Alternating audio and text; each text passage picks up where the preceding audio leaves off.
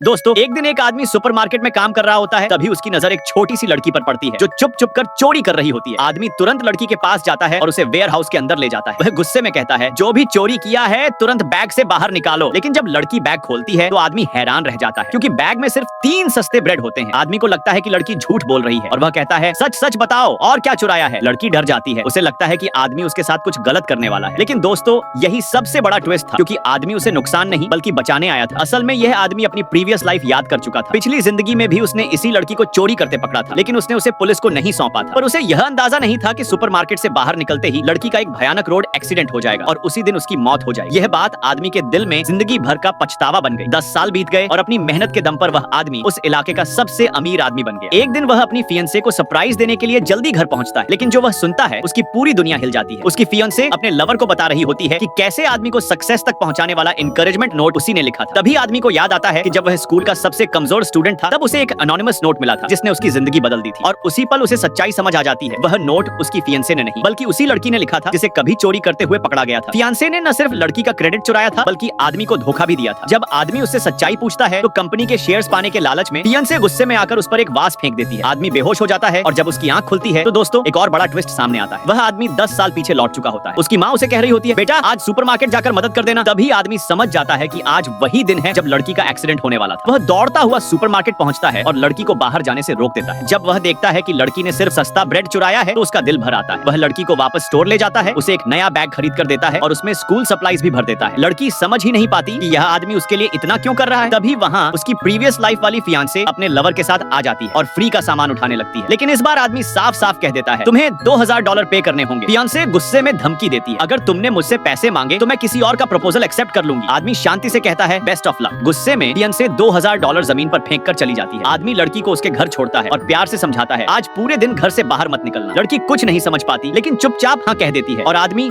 मन ही मन तय करता है, इस जिंदगी में वह लड़की को कभी अकेला नहीं छोड़ेगा। Subscribe for next part.